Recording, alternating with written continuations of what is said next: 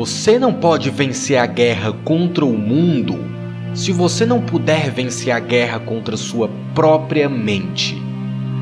Autodisciplina é o centro de todo sucesso material.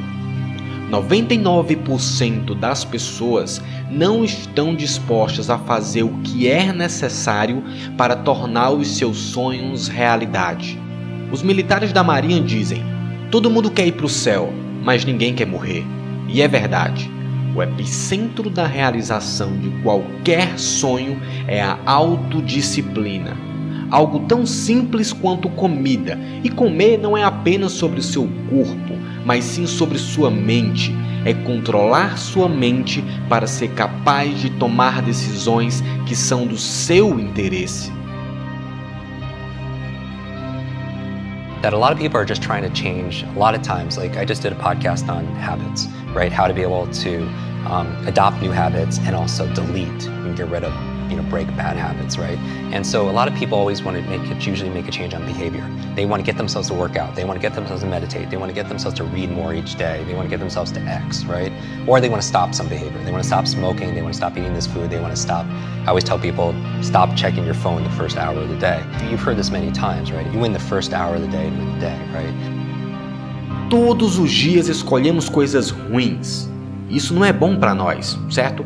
Então, se o mundo está te atacando, quer lutar com você e quer colocar você para baixo, então você vai se sabotar, você vai desistir.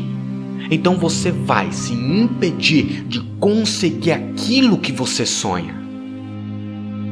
When I want to transform or transcend or make a real positive change, I'm looking at all the other areas of ourselves. So I'm looking at, for example, our environment. Are people setting up their environment to win? So change doesn't just happen at this level of behavior, but what you have to change the environment. So for example, if you want to stop eating a certain food, it helps to be able to have not have that food in your home, right? So you change the environment. Na vida, todos nós devemos sofrer uma das duas dores: a dor da disciplina ou a dor do arrependimento. A única coisa que eu te peço é: escolha com sabedoria. Portanto, não importa o que você está tentando alcançar na vida, algo crucial é fazer acontecer, e fazer acontecer de forma sistemática, construindo o caráter. E isso está associado a fazer acontecer de maneira sistemática, e isso requer que você se torne disciplinado.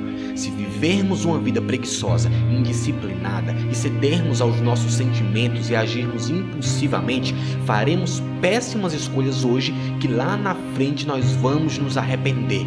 Então, não seria melhor se nós nos disciplinarmos agora? Assim, mais tarde, não teríamos que carregar o peso do arrependimento. I think a lot of people suffer from decision-making fatigue, right? And this is very strong research saying that you can only make a certain amount of good decisions a day. And after that is spent, you can't anymore. And that's really been fine-tuned in the medical field with surgeons and such in terms of seeing their, where they're making their errors and stuff with early on in the day or later in their days and stuff like that. But we all, as entrepreneurs or as employees and executives or as parents, we all can make a certain amount of decisions. And that's why, people like Mark Zuckerberg or Tony Hsieh, they wear the same t-shirts and sweatshirts all the time because they don't want to spend, use up one of their decisions thinking, oh, what am I going to wear today? Right? And so my goal is to streamline my life, put the routines, the first hour of the day and the last hour of the day, I really micromanage to the point where it's habitual. I don't even have to think about it. And then, because those are the times of the day where I can really have the most impact. Because later on, in the middle of the day, team members need this, there's firefighting this, client needs that. But the first hour and the last hour, I really want to control. So all this really helped develop grit and resilience, in my body so I can have the ability to persevere. And also, I stand guard to my brain all the time, what goes in. I don't watch like a lot of the negative news and all the marketing. I really focus, I watch and I listen to your show and maybe a handful of little things I read each day because I need to keep it positive. I want hope and I'm looking for help. I'm looking for inspiration and also instruction.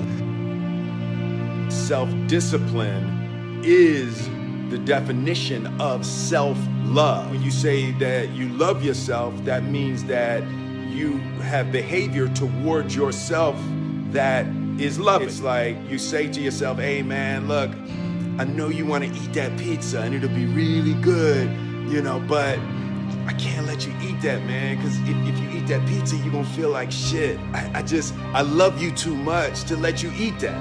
And I think the word discipline has kind of gotten a bad name. We think about it in terms of punishment. I'm not talking about discipline in that way. I'm talking about discipline in the sense that you forego immediate pleasure for the exchange of long-term self-respect. Self-love is when you say to yourself, oh, man, look, I know you and that girl got a real connection.